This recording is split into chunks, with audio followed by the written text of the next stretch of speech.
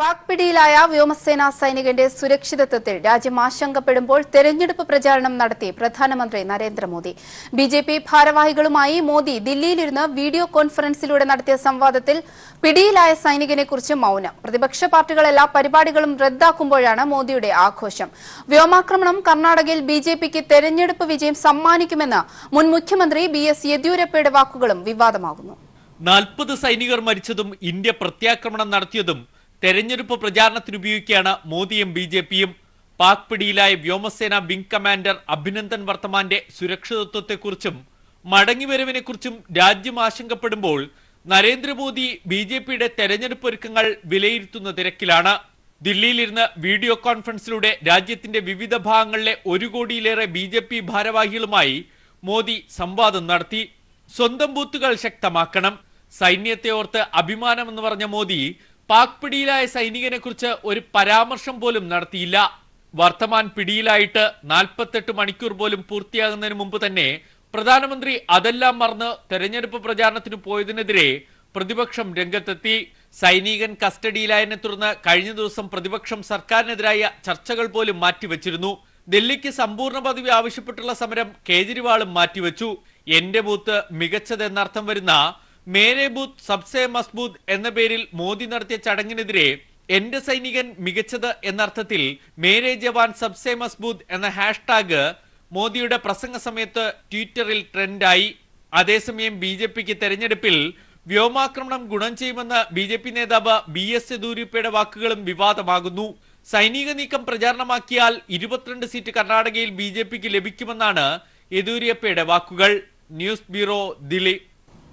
തടങ്കലിലുള്ള wing commander Abhinandan Varthaman മോചനത്തിൽ ഉപാധിയുമായി പാകിസ്ഥാൻ. അതിർത്തി സംഘർഷം അവസാനിപ്പിച്ച ശേഷം മോചനം നൽകാമെന്നും പാകിസ്ഥാൻ. എന്നാൽ എത്രയും വേഗം സുരക്ഷിതമായി വിംഗ് കമാൻഡറെ മടക്കി നൽകണമെന്ന് ഇന്ത്യ വീണ്ടും നിർദ്ദേശിച്ചു. ഇന്ത്യ നയതന്ത്ര ഇടപെടലുകൾ ശക്തമാക്കി. 10 ദിവസത്തിനുള്ളിൽ അഭിനന്ദൻ വർത്തമാനെ തിരികെ കൊണ്ടുവരാൻ കഴിയുമെന്ന് വിദേശകാര്യ മന്ത്രാലയം സൂചിപ്പിച്ചു. ഇത് സംബന്ധിച്ച് സേനാ മേധാവികളുടെ സംയുക്ത വാർത്താ സമ്മേളനം വൈകിട്ട് നടക്കും. ഇതിനിടെ പൂഞ്ചിൽ വീണ്ടും പാക് സൈന്യം വെടിനിർത്തൽ കരാർ ലംഘിച്ചു. അഭിനന്ദൻ വർത്തമാനെ ഉപയോഗിച്ച് ഇന്ത്യക്ക് മേൽ വിലപേശാനാണ് പാകിസ്ഥാൻ ശ്രമിക്കുന്നത്. പുൽവാമ സ്ഫോടനത്തെ തുടർന്നുണ്ടായ സംഘർഷം തീർന്നതിനു ശേഷം വിംഗ് കമാൻഡറെ മടക്കി നൽകാമെന്ന ഉപാധിയാണ് പാകിസ്ഥാൻ ഇപ്പോൾ മുന്നോട്ട് വച്ചിരിക്കുന്നത്. അതിർത്തി കടന്ന് ജെയ്ഷെ മുഹമ്മദിനെതിരായ ആക്രമണം വീണ്ടും ഇന്ത്യ നടത്തുമോ എന്ന ഭയം പാകിസ്ഥാനുണ്ട്. എന്നാൽ പാക് ഉപാധിയെ തള്ളിക്കളയുകയാണ് ഇന്ത്യ.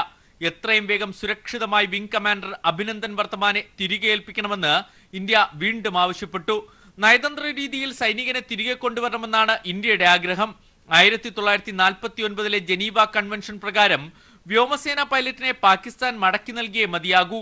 പക്ഷേ സൈനിക നീക്കത്തിന് ജനീവ കൺവെൻഷൻ സമയം നിശ്ചയിച്ചിട്ടില്ലാത്തതിനാൽ എത്ര ദിവസം വേണമെങ്കിലും പാകിസ്ഥാന് സമയം നീട്ടാം. 1999 കാർഗിൽ യുദ്ധസമയത്ത് സാങ്കേതിക തകരാർ മൂലം പാകിസ്ഥാനിലകപ്പെട്ട ഫ്ലൈറ്റ് ലഫ്റ്റനന്റ് കെ നജികേതയെ 8 ദിവസത്തിനു ശേഷമാണ് പാകിസ്ഥാൻ വാഗ അതിർത്തി വഴി മോചിപ്പിച്ചത്. അഭിനന്ദൻ വർത്തമാന്റെ മോചനം ഒരാഴ്ച മുതൽ 10 ദിവസം വരെ നീളാമെന്ന് വിദേശകാര്യ മന്ത്രാലയ വൃത്തങ്ങൾ സൂചിപ്പിക്കുന്നു. News bureau, Delhi. India Pak സംഘർഷം ഉടൻ പരിഹരിക്കുമെന്നാണ് പ്രതീക്ഷയെന്ന് ഡൊണാൾഡ് ട്രംപ്. ആവശ്യമെങ്കിൽ ഇടപെടാമെന്നും ട്രംപ് വ്യക്തമാക്കി. ജെയ്ഷെ തീവ്രവാദി കേന്ദ്രങ്ങൾ തകർത്ത ഇന്ത്യൻ തീരുമാനത്തെ പിന്തുണയ്ക്കുന്നതായും അമേരിക്ക അറിയിച്ചു. ഇതിനിടെ ജെയ്ഷെ തലവൻ മസൂദ് അസ്ഹറിനെ ആഗോള ഭീകരനായി പ്രഖ്യാപിക്കണമെന്ന നിർദ്ദേശം ഫ്രാൻസും ബ്രിട്ടനും അമേരിക്കയും സംയുക്തമായി UN സുരക്ഷാ കൌൺസിലിൽ വെച്ചു. ലോകരാഷ്ട്രങ്ങളുടെ പിന്തുണ ഇന്ത്യക്ക് വർദ്ധിക്കുന്നു. പാകിസ്ഥാന് കടുത്ത മുന്നറിയിപ്പ് നൽകിയ അമേരിക്ക ഇന്ത്യൻ നടപടികളെ പിന്തുണച്ച് രംഗത്തെത്തി. തീവ്രവാദികൾക്ക് നൽകിയിരുന്ന സാമ്പത്തിക സഹായം പാകിസ്ഥാൻ നിർത്തലാക്കണം. സ്വന്തം മണ്ണിലെ തീവ്രവാദ പ്രവർത്തനങ്ങൾക്കെതിരെ നടപടിയെടുക്കുകയാണ് വേണ്ടതെന്നും അമേരിക്ക പാകിസ്ഥാനോട് പറഞ്ഞു. ദേശീയ സുരക്ഷാ ഉപദേഷ്ടാവ് അജിത് ഡോവലുമായി ഫോണിൽ സംസാരിച്ച American state secretary Mike Pompeo Indian നടപടിയെ പിന്തുണയ്ക്കുന്നതായി വ്യക്തമാക്കി. ജെയ്ഷെ മുഹമ്മദിനെതിരെ നടപടിയെടുക്കാൻ ഇന്ത്യക്ക് അവകാശമുണ്ടെന്നും അദ്ദേഹം പറഞ്ഞു. ഇരു രാജ്യങ്ങളും അതിർത്തി കടന്നുള്ള അക്രമങ്ങൾ അവസാനിപ്പിച്ച് ചർച്ചകളിലേക്ക് വരണമെന്നും സ്റ്റേറ്റ് സെക്രട്ടേറിയറ്റ് പുറത്തിറക്കിയ വാർത്താക്കുറിപ്പിൽ പറയുന്നു. ജെയ്ഷെ മുഹമ്മദ് തലവൻ മസൂദ് അസ്ഹറിനെ ആഗോള ഭീകരനായി പ്രഖ്യാപിക്കണമെന്ന നിർദ്ദേശം അമേരിക്കയും ഫ്രാൻസും ബ്രിട്ടനും സംയുക്തമായി UN സുരക്ഷാ കൌൺസിലിൽ മുന്നോട്ട് വച്ചത് ഇന്ത്യക്ക് പ്രതീക്ഷ നൽകുന്നു. ചൈന മാത്രമാണ് എതിർക്കുന്നതെങ്കിലും പുൽവാമ സ്ഫോടനത്തിന്റെ പശ്ചാത്തലത്തിൽ നിലപാട് മാറ്റിയെന്നാണ് പ്രതീക്ഷിക്കപ്പെടുന്നത്. അതേസമയം ഇന്നും പാകിസ്ഥാന്റെ ഭാഗത്തുനിന്നും ഇന്ത്യക്കെതിരെ പ്രകോപനപരമായ സൈനിക നടപടികൾ ഉണ്ടായി. പൂഞ്ച് സെക്ടറിലെ കൃഷ്ണഘാട്ടി സെക്ടറിൽ പുലർച്ചെ 6 മണിക്ക് ഇന്ത്യൻ സൈനിക പോസ്റ്റുകൾക്ക് നേരെ പാകിസ്ഥാൻ വെടിയുതിർത്തു. ഇന്ത്യ ശക്തമായി തിരിച്ചടിച്ചതോടെ പാക് സൈനികർ പിൻവാങ്ങി. News bureau, Delhi. ഇന്ത്യൻ സൈന്യത്തിന്റെ ശേഷിയെ പരിഹസിച്ച് ആർഎസ്എസ് സർസംഘചാലക് മോഹൻ ഭാഗവത് ആണ് സൈന്യത്തിന്റെ ശേഷിയെ പരിഹസിച്ചത്. യുദ്ധത്തിന് തയ്യാറാകാൻ ഇന്ത്യൻ സൈന്യത്തിന് 6-7 മാസമെങ്കിലും വേണമെന്നും സ്വയം സേവകർക്ക് 3 ദിവസം മതിയെന്നുമാണ് മോഹൻ ഭാഗവത് അപഹസിച്ചത്. ഇന്ത്യൻ സൈന്യത്തെ അപഹസിച്ച് ആർഎസ്എസ് സർസംഘചാലക് മോഹൻ ഭാഗവത് സൈന്യത്തിന്റെ ശേഷിയെക്കുറിച്ച് പരിഹസിച്ചായിരുന്നു മോഹൻ ഭാഗവത്തിന്റെ പ്രസംഗം. ആക്രമണത്തിനോ യുദ്ധത്തിനോ തയ്യാറാകാൻ ഇന്ത്യൻ സൈന്യത്തിന് 6-7 മാസം വേണമെന്നും സ്വയം സേവകർക്ക് വെറും 3 ദിവസം മാത്രം മതിയെന്നുമായിരുന്നു മോഹൻ ഭാഗവത്തിന്റെ പരിഹാസം. ഇത്തരം ഘട്ടങ്ങളിൽ ഭരണഘടന അനുവദിക്കുകയാണെങ്കിൽ മുന്നിൽ നിൽക്കാൻ സംഘപരിവാർ തയ്യാറാണെന്നും മോഹൻ ഭാഗവത് പ്രസംഗത്തിലൂടെ പറഞ്ഞു. ആർമിയിലേക്ക് ഒരാളെ പരിശീലിപ്പിച്ചെടുക്കാൻ കൂടുതൽ സമയമെടുക്കുമെന്നും ആർഎസ്എസ് ശൈലിയിൽ അത്രയും ആവശ്യമില്ലെന്നും മോഹൻ ഭാഗവത് പറയുന്നു. ബീഹാറിലെ മൂസർപൂരിൽ ആർഎസ്എസ് പരിപാടിയിലാണ് മോഹൻ ഭാഗവത്തിന്റെ വിവാദ പ്രസംഗം. ആർഎസ്എസ് തലവന്റേത് മുഴുവൻ ഇന്ത്യക്കാരെയും അപമാനിക്കുന്ന നടപടിയാണെന്ന് കോൺഗ്രസ് അധ്യക്ഷൻ രാഹുൽ ഗാന്ധി പറഞ്ഞു. വിവാദ പ്രസംഗത്തിലൂടെ മുഴുവൻ സൈനികരെയുമാണ് മോഹൻ ഭാഗവത് അപമാനിച്ചിരിക്കുന്നത്. News desk.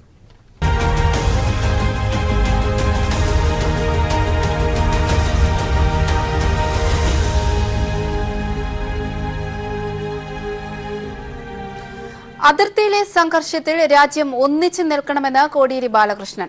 അവസരം ബിജെപി രാഷ്ട്രീയ നേട്ടത്തിന് വേണ്ടി വിനിയോഗിക്കുന്നുവെന്നും കേന്ദ്ര സർക്കാരിനെ വിമർശിക്കുന്നവരെ രാജ്യദ്രോഹികളായി ചിത്രീകരിക്കാൻ ബിജെപി ശ്രമിക്കുന്നുവെന്നും കോടിയേരി പറഞ്ഞു.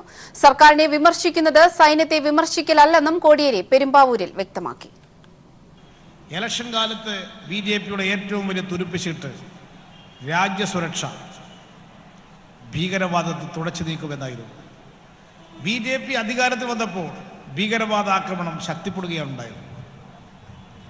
സൈനികർ തന്നെ 1000-ഓളം സൈനികർ വിവിധ സന്ദർഭങ്ങളിൽ നടന്ന ഏറ്റുമുട്ടലിൽ രക്തസാക്ഷിത്വം വരിക്കേണ്ടി വന്നു. ഭീകരവാദത്തിനെതിരാണ് നമ്മുടെ രാഷ്ട്രം. ഭീകരവാദികളെ ഉന്മൂലനം ചെയ്യാൻ എല്ലാവിധ നടപടികളും സ്വീകരിക്കണം. അതിന് സൈന്യം സ്വീകരിക്കുന്ന നടപടിക്ക് പിന്നിൽ നമ്മുടെ രാഷ്ട്രം ഒറ്റക്കെട്ടായി സൈന്യത്തിൻ്റെ കൂടെ നിൽക്കും. സൈന്യത്തെ ദുർബലപ്പെടുത്തുന്ന ഒരു നിലപാടും നമ്മുടെ രാഷ്ട്രം അംഗീകരിക്കാൻ പോകുന്നില്ല. കോടിയേരി ബാലകൃഷ്ണൻ നയിക്കുന്ന എൽഡിഎഫിന്റെ തെക്കൻ മേഖല കേരള സംരക്ഷണ യാത്ര എറണാകുളം ജില്ലയിൽ 2ാം ദിനം പര്യടനം തുടരുന്നു. പെരുമ്പാവൂരിലാണ് ഇന്ന് ആദ്യ സ്വീകരണം ലഭ്യമായത്. അങ്കമാലി, ആലുവ, കളമശ്ശേരി എന്നിവിടങ്ങളിൽ ഇന്ന് ജാഥ പര്യടനം നടത്തും. വിവരങ്ങളുമായി സാലി ചേരുന്നുണ്ട്. സാലി, വിവരങ്ങൾ. എറണാകുളം ജില്ലയിലെ വ്യവസായ മേഖലയിലൂടെയാണ് ഇന്ന് ജാഥ കടന്നു വരുന്നത്. ആദ്യ സ്വീകരണ കേന്ദ്രം മരവ്യവസായത്തിന്റെ കേന്ദ്രമായ പെരുമ്പാവൂരായിരുന്നു. വലിയ ജനക്കൂട്ടം, സ്ത്രീകളടക്കം വൻ ജനാവലി തന്നെ ജാഥയെ വരവേൽക്കാനെത്തിയ കാഴ്ചയാണ് പെരുമ്പാവൂരിൽ നമ്മൾ കണ്ടത്. ഏതാണ്ട് 1.5 മണിക്കൂറോളം കോടിയേരി അവിടെ പ്രസംഗിക്കുകയും ചെയ്തു. അതിർത്തിയിലെ സംഘർഷവും അതിന്റെ പശ്ചാത്തലവും ഒക്കെയാണ് കോടിയേരി അവിടെ പറഞ്ഞത്. രാജ്യം ഒന്നിച്ചു നിൽക്കേണ്ട സമയമാണ് ഇത് എന്ന് കോടിയേരി ബാലകൃഷ്ണൻ ഓർമ്മിപ്പിച്ചു. എന്നാൽ മോഡിയെ വിമർശിക്കുന്നവർ രാജ്യദ്രോഹികളെ ചിത്രീകരിക്കാനുള്ള ശ്രമം ബിജെപി നടത്തുന്നുണ്ട്, അത് അംഗീകരിക്കാനാവില്ല എന്ന് കോടിയേരി പറഞ്ഞു. ഇനി അടുത്ത സ്വീകരണ കേന്ദ്രം ഒരു കാലത്ത് വിമോചന സമരത്തിന്റെ ഈറ്റില്ലം എന്നറിയപ്പെടുന്ന അങ്കമാലിയാണ്. അങ്കമാലിയിലാണ് ഇപ്പോൾ സ്വീകരണ പരിപാടികൾ ആരംഭിച്ചിരിക്കുന്നത്. യോഗ നടപടികൾ ആരംഭിച്ചിട്ടുണ്ട്. ജാഥ എത്തിയിട്ടില്ല. ജാഥയിലെ മറ്റംഗങ്ങൾ, ജാഥയിലെ സ്ഥിരാംഗങ്ങൾ പ്രസംഗിച്ചുകൊണ്ടിരിക്കുന്നു. ഏതായാലും ഇപ്പോൾ വലിയ ജനക്കൂട്ടം അങ്കമാലിയുടെ പഴയ ചരിത്രത്തെ മറന്ന് അങ്കമാലിയിലെ പുതുതലമുറ ഇടതുപക്ഷത്തോടൊപ്പമാണ് എന്ന് വ്യക്തമാക്കുന്ന ഒരു ജനസഞ്ചയം തന്നെയാണ് ഇപ്പോൾ ഇവിടെ ഈ യോഗസ്ഥലത്ത് കാണാൻ കഴിയുന്നത്. ഇനിയുള്ളത് അക്ഷരാർത്ഥത്തിൽ വ്യവസായ കേന്ദ്രങ്ങൾ എന്നറിയപ്പെടുന്ന ആലുവയും കളമശ്ശേരിയുമാണ്. അവിടെ വലിയ ജനക്കൂട്ടം എത്തുമെന്ന കാര്യത്തിൽ തർക്കമില്ല. കാരണം വ്യവസായ മേഖലയിലെ ഏറ്റവും വലിയ ട്രേഡ് യൂണിയനുകൾ എന്ന് പറയുന്നത് ഇടതുപക്ഷ ട്രേഡ് യൂണിയനുകൾ തന്നെയാണ്. അവിടെയും വലിയ സ്വീകരണം ഉറപ്പാണ്. ഏതായാലും ഇന്ന് 2ാം ദിനത്തെ പര്യടനം കളമശ്ശേരിയോടുകൂടി സമാപിക്കും. നാളെ പറവൂര്, വൈപ്പിൻ, കൊച്ചി എന്നിവിടങ്ങളിൽ സ്വീകരണമുണ്ട്. വൈകിട്ട് മറൈൻ ഡ്രൈവിൽ വലിയ സമാപന സമ്മേളനവും ഒരുക്കിയിട്ടുണ്ട്. ശരി, സാലിയാണ് വിവരങ്ങൾ നൽകിയത്. ആവേശകരമായ സ്വീകരണങ്ങൾ ഏറ്റുവാങ്ങി എൽഡിഎഫ് കേരള സംരക്ഷണ യാത്രയുടെ വടക്കൻ മേഖലാ ജാഥ പാലക്കാട് ജില്ലയിൽ പര്യടനം തുടരുന്നു. 2ാം ദിനമായി ഇന്ന് ഒറ്റപ്പാലത്താണ് ആദ്യ സ്വീകരണം നൽകിയത്. ജില്ലയിലെ വിവിധ കേന്ദ്രങ്ങളിൽ പര്യടനം നടത്തി ജാഥ ഇന്ന് ചിറ്റൂരിൽ സമാപിക്കും. വിവരങ്ങളുമായി സിജു കണ്ണൻ ചേരുന്നുണ്ട്. സിജു, കൂടുതൽ വിശദാംശങ്ങൾ.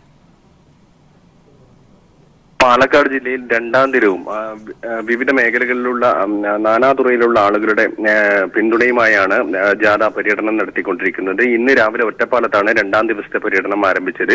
അല്പസമയങ്ങൾക്കകം കോങ്ങാട് മണ്ഡലത്തിൽ ജാഥയ്ക്ക് സ്വീകരണം നൽകും. ഇതിനുശേഷം മലമ്പുഴ മണ്ഡലത്തിലെ പുതുശ്ശേരി ജാഥയ്ക്ക് സ്വീകരണം ഒരുക്കിയിട്ടുണ്ട്. ഇന്ന് ചിറ്റൂരിലാണ് ജാഥയുടെ സമാപനം. കേന്ദ്ര സർക്കാരിന്റെ തെറ്റായ നയങ്ങൾ ചൂണ്ടിക്കാണിച്ചുകൊണ്ടാണ് ജാഥ ജില്ലയിൽ പര്യടനം നടത്തിക്കൊണ്ടിരിക്കുന്നത്. ഓരോ സ്വീകരണ കേന്ദ്രങ്ങളിലും സ്ത്രീകളടക്കമുള്ള നൂറുകണക്കിന് ആളുകളാണ് ജാഥയ്ക്ക് പിന്തുണയുമായി എത്തിക്കൊണ്ടിരിക്കുന്നത്.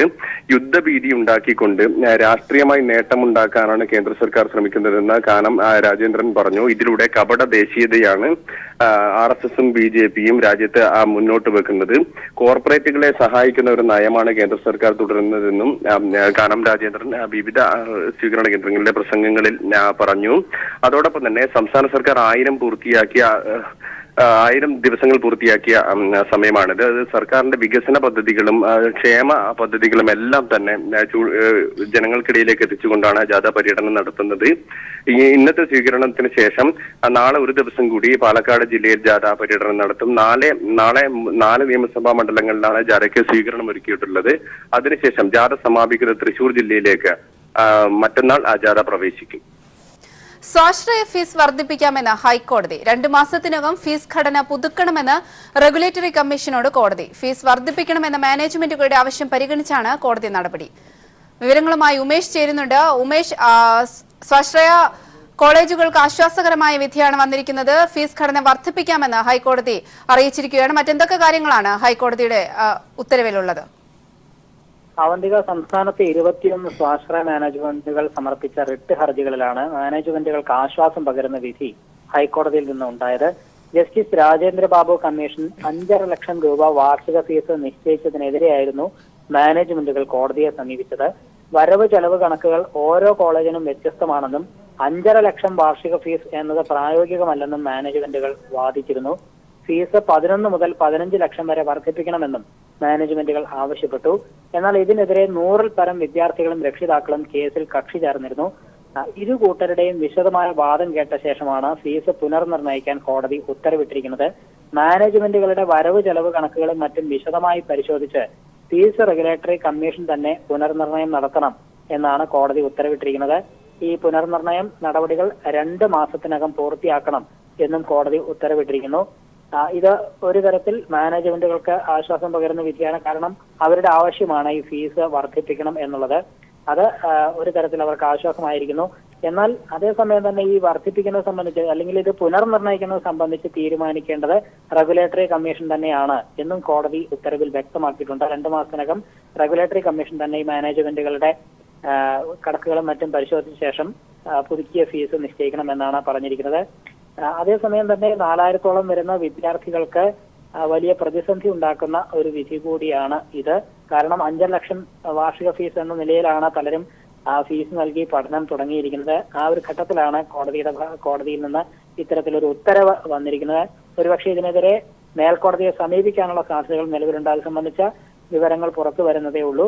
ഏതായാലും മാനേജ്മെന്റുകൾക്ക് ആശ്വാസം പകരുന്ന ഒരു വിധിയാണ് ഇപ്പോൾ ഹൈക്കോടതിയിൽ നിന്ന് വന്നിരിക്കുന്നത്. അവന്തിക, ശരി, വ്യക്തമാണ്. ഉമേഷാണ് വിവരങ്ങൾ നൽകിയത്. 10 ലക്ഷത്തിലേറെ ആദിവാസികളെ വനഭൂമിയിൽ നിന്ന് ഒഴിപ്പിക്കാനുള്ള ഉത്തരവ് സുപ്രീം കോടതി സ്റ്റേ ചെയ്തു. കേന്ദ്ര സർക്കാർ നൽകിയ ഹർജിയിലാണ് സ്റ്റേ. ജസ്റ്റിസ് അരുൺ മിശ്ര അധ്യക്ഷനായ ബെഞ്ചാണ് ഉത്തരവ് സ്റ്റേ ചെയ്തത്. ഫെബ്രുവരി 13-നായിരുന്നു 10 ലക്ഷത്തോളം ആദിവാസികളെ വനഭൂമിയിൽ നിന്ന് ഒഴിപ്പിക്കാൻ സുപ്രീം കോടതി ഉത്തരവിട്ടത്. ഇത് സംബന്ധിച്ച് സംസ്ഥാന സർക്കാരുകൾ സത്യവാങ്മൂലം നൽകണം. ആദിവാസികൾക്ക് വനാവകാശ നിയമത്തിന്റെ സംരക്ഷണം എന്തുകൊണ്ട് ലഭിക്കുന്നില്ലെന്നും വ്യക്തമാക്കാൻ സുപ്രീം കോടതി പറഞ്ഞു. കണ്ണൂർ തലശ്ശേരിയിലെ BJP മണ്ഡലം കമ്മിറ്റി ഓഫീസിന് സമീപമുണ്ടായ സ്ഫോടനത്തിൽ 3 പേർക്ക് പരിക്കേറ്റു. രഹസ്യമായി സൂക്ഷിച്ച പൈപ്പ് ബോംബ് പൊട്ടിത്തെറിച്ചതാണ് പ്രാഥമിക നിഗമനം. സംഭവത്തെക്കുറിച്ച് സമഗ്രമായ അന്വേഷണം വേണമെന്ന് CPM ആവശ്യപ്പെട്ടു.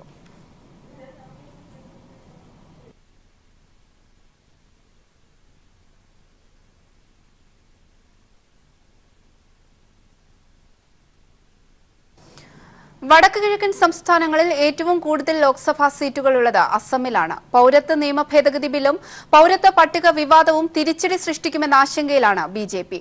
ഹിന്ദുത്വവാദം പ്രാദേശിക ഗോത്രങ്ങളുടെ സ്വത്വത്തെ ഹനിക്കുന്നതും ബിജെപിക്ക് തിരിച്ചടിയാകും. ബിജെപി ഘടകകക്ഷികൾ തന്നെ ഇതിൽ അസ്വസ്ഥരാണ്. ബംഗാളി മുസ്ലിം വിരുദ്ധ വോട്ടുകളെ ഏകീകരിക്കാൻ ബിജെപി ശ്രമിക്കുമ്പോൾ മുസ്ലിം വോട്ടുകളെ ഏകീകരിച്ച് നേട്ടമുണ്ടാക്കാനാണ് കോൺഗ്രസിന്റെ ശ്രമം.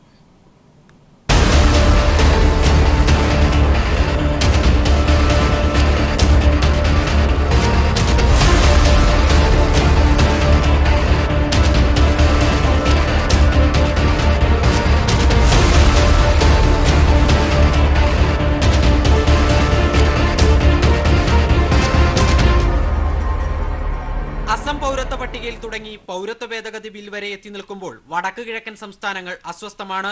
സംഘർഷങ്ങളിലേക്ക് മേഖലയെ തള്ളിവിട്ടതിന് പിന്നിൽ ബിജെപി ആണെന്ന പൊതുവികാരം ശക്തമായുണ്ട് അസമിൽ.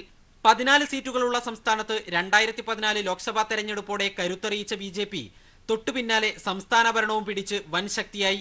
എന്നാൽ അടുത്ത കാലം വരെയുണ്ടായിരുന്ന മേൽക്കൈ പൗരത്വ ഭേദഗതി ബില്ലോടെ ബിജെപിക്ക് നഷ്ടമായി. ബില്ലിനെതിരെ ശബ്ദിച്ച് അസം ഗണപരിഷത്ത് മുന്നണി വിട്ടതും ബിജെപിക്ക് കൂടുതൽ ക്ഷീണമേൽപ്പിച്ചു. എന്നാൽ അസം ഉടമ്പടിയുടെ 6ാം വകുപ്പ് നടപ്പാക്കുമെന്ന് ഉറപ്പു നൽകി അനുകൂല സാഹചര്യം ഒരുക്കാനുള്ള ശ്രമത്തിലാണ് ബിജെപി. തദ്ദേശീയരെക്കാൾ ബംഗാളി മുസ്ലിം ജനസംഖ്യ വർദ്ധിക്കുന്നത് ബിജെപി പ്രചരണ വിഷയമാക്കും. ഇതുവഴി അസമീസ് ഗിരിവർഗ ഹിന്ദു വോട്ടുകളുടെ ഏകീകരണം ബിജെപി ലക്ഷ്യമിടുന്നു. അസമികളുടെ പിന്തുണ ലക്ഷ്യമാക്കിയാണ് സംഗീതജ്ഞൻ ഭൂപൻ ഹസാരികയ്ക്ക് കേന്ദ്ര സർക്കാർ ഭാരതരത്ന നൽകിയത്. മുസ്ലിം വോട്ടുകളെ എത്രത്തോളം ഏകീകരിക്കാൻ കോൺഗ്രസിന് സാധിക്കുമെന്നത് തെരഞ്ഞെടുപ്പ് ചിത്രത്തെ കാര്യമായി സ്വാധീനിക്കും. പൗരത്വ ഭേദഗതി ബിൽ രാജ്യസഭയിൽ പാസ്സാകാഞ്ഞതിന് കാരണം തങ്ങളാണെന്ന് കോൺഗ്രസ് അധ്യക്ഷൻ രാഹുൽ ഗാന്ധി പ്രസംഗിച്ചതും മുസ്ലിം വോട്ടുകൾ ലക്ഷ്യമാക്കിയാണ്. അധികാരം നഷ്ടമായെങ്കിലും നിയമസഭാ തെരഞ്ഞെടുപ്പിലെ വോട്ട് ശതമാനത്തിൽ ബിജെപിയേക്കാൾ മുന്നിലാണ് കോൺഗ്രസ്. ബിജെപി സഖ്യം വിട്ട അസം ഗണപരിഷത്ത് തനിച്ചു മത്സരിക്കുമോ കോൺഗ്രസുമായി സഖ്യമുണ്ടാക്കുമോ എന്നതിൽ ഇപ്പോഴും അവ്യക്തത തുടരുന്നു. ബദറുദ്ദീൻ അജ്മലിന്റെ പാർട്ടിയായ AIUDF ഉൾപ്പെടെയുള്ള പ്രാദേശിക പാർട്ടികളും തെരഞ്ഞെടുപ്പിൽ നിർണായക ശക്തികളാണ്. മാറിമറിയുന്ന ഗോത്രവിഭാഗങ്ങളുടെ നിലപാടുകൾ, ഏതു നിമിഷവും മുന്നണി വിടുന്ന പാർട്ടികൾ, ക്ഷണനേരം കൊണ്ട് പാർട്ടി മാറുന്ന നേതാക്കൾ, ഇവയൊക്കെ വടക്ക് കിഴക്കൻ മേഖലയുടെ രാഷ്ട്രീയ സവിശേഷതയാണ്. ഈ സ്വഭാവം അസമിലും പ്രകടമായതിനാൽ അന്തിമ ചിത്രം തെളിയാൻ ഒരുപക്ഷെ വോട്ടെണ്ണൽ വരെ തന്നെ കാത്തിരിക്കേണ്ടി വരും. Sharath K Sasi, news bureau, Delhi. കേരളത്തിലെ വിജിലൻസ് വകുപ്പിന് ദേശീയ അംഗീകാരം. രാജ്യത്തെ ഏറ്റവും മികച്ച വിജിലൻസ് സംവിധാനമുള്ളത് കേരളത്തിൽ. കേന്ദ്ര ആഭ്യന്തര മന്ത്രാലയത്തിന് കീഴിലെ നാഷണൽ ക്രൈം റെക്കോർഡ്സ് ബ്യൂറോയാണ് കേരള വിജിലൻസിന് അംഗീകാരം നൽകിയത്. വിരമിക്കുന്നതിന് തൊട്ട് പിന്നാലെ വിജിലൻസ് ഡയറക്ടർ മുഹമ്മദ് യാസിൻ നടത്തിയ വാർത്താ സമ്മേളനത്തിലാണ് ഇക്കാര്യം പങ്കുവച്ചത്. തന്റെ സുദീർഘമായ സർവീസ് ജീവിതകാലത്തുടനീളം സഹകരിച്ച് എല്ലാവർക്കും നന്ദി രേഖപ്പെടുത്തിയാണ് വിജിലൻസ് ഡയറക്ടർ മുഹമ്മദ് യാസിൻ ഔദ്യോഗിക ജീവിതത്തിൽ നിന്നും വിരമിക്കുന്നത്. തന്റെ കാലത്ത് വിജിലൻസിനെ ഔന്നത്യത്തിൽ എത്തിക്കാനായെന്നും ഇതിന്റെ തെളിവാണ് നാഷണൽ ക്രൈം റെക്കോർഡ്സ് ബ്യൂറോ ഇന്ത്യയിലെ ഏറ്റവും മികച്ച വിജിലൻസ് ഡിപ്പാർട്ട്മെന്റായി കേരളത്തെ തെരഞ്ഞെടുത്തതെന്നും യാസിൻ മാധ്യമപ്രവർത്തകരോട് പറഞ്ഞു. National crime record bureau Kerala vigilance number 1 ആണ്. డేటా పోర్టల్ సప్లైలో ಎಲ್ಲ ಕಾರ್ಯಕ್ರಮలో most prompt best vigilance Kerala vigilance ആണ്. സെൻട്രൽ ഗവൺമെന്റിന്റെ ഒരു സ്ഥാപനമാണ്. അത് മനസ്സിലാക്കണം. నేషనൽ ക്രൈം റിക്കാർഡ് ബ്യൂറോ ഇന്നലെ ഒരു കത്ത് വന്നിട്ടുണ്ട്. ഇത് കേരള വിജിലൻസ് ആന്റി കറപ്ഷൻ കിട്ടിയ ഒരു അംഗീകാരമാണ്. സമീപകാലത്ത് ട്രാപ്പ് കേസുകളിലും മിന്നൽ പരിശോധനകളും വഴി അഴിമതിക്കാർക്കെതിരെ ശക്തമായ നടപടി സ്വീകരിച്ചതായും യാസിൻ പറഞ്ഞു. തനിക്ക് നല്ല നിലയിൽ പ്രവർത്തിക്കാൻ കഴിഞ്ഞത് മുഖ്യമന്ത്രിയുടെ പിന്തുണ കൊണ്ടാണെന്നും യാസിൻ കൂട്ടിച്ചേർത്തു. 1986 ബാച്ച് IPS ഓഫീസറായ മുഹമ്മദ് യാസിൻ തലശ്ശേരി ASP ആയിട്ടാണ് സർവീസിൽ പ്രവേശിച്ചത്. മുഹമ്മദ് യാസിന് IPS ഉദ്യോഗസ്ഥരും സഹപ്രവർത്തകരും ചേർന്ന് യാത്രയയപ്പ് നൽകി. പേരൂർക്കട SAP ക്യാമ്പിൽ ചേർന്ന വിടവാങ്ങൽ ചടങ്ങിൽ മുതിർന്ന IPS ഉദ്യോഗസ്ഥരും പങ്കെടുത്തു.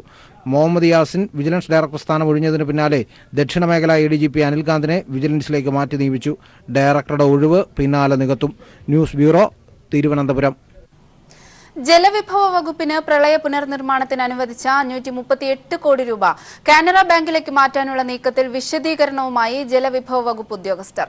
സർക്കാരിന്റെ നിർദ്ദേശങ്ങൾക്കനുസൃതമായി മാത്രമേ പണം പിൻവലിക്കുകയുള്ളൂ എന്ന് ജലസേചന വകുപ്പ് ചീഫ് എഞ്ചിനീയർ ജോഷി വ്യക്തമാക്കി.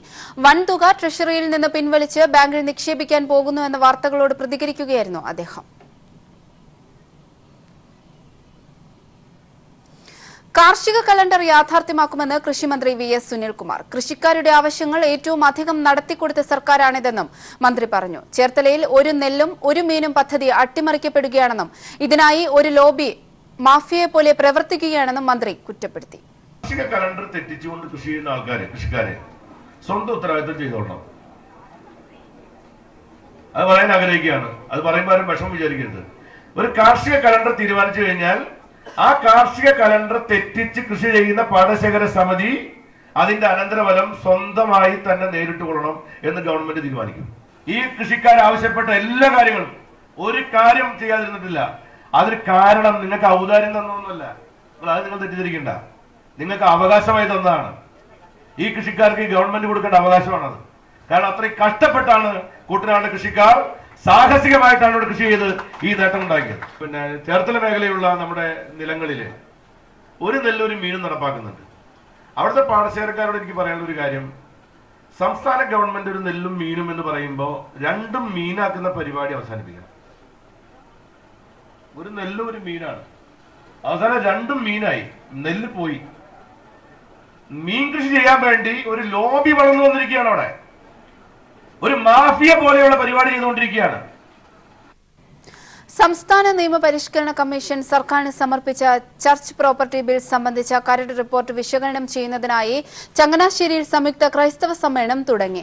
ചങ്ങനാശ്ശേരി അതിരൂപതാ കേന്ദ്രത്തിൽ വിവിധ കത്തോലിക്ക, യാക്കോബായ, ഓർത്തഡോക്സ്, മാർത്തോമ, CSI സഭാ മേലധ്യക്ഷന്മാരുടെയും പ്രതിനിധികളുമാണ് യോഗത്തിൽ പങ്കെടുക്കുന്നത്. ചങ്ങനാശ്ശേരി അതിരൂപതാ അധ്യക്ഷൻ മാർ ജോസഫ് പെരുന്തോട്ടത്തിന്റെ അധ്യക്ഷതയിലാണ് യോഗം. മാർത്തോമ സഭാധ്യക്ഷൻ ഡോക്ടർ ജോസഫ് മാർത്തോമ മെത്രാപ്പൊലിത്ത സമ്മേളനം ഉദ്ഘാടനം ചെയ്തു.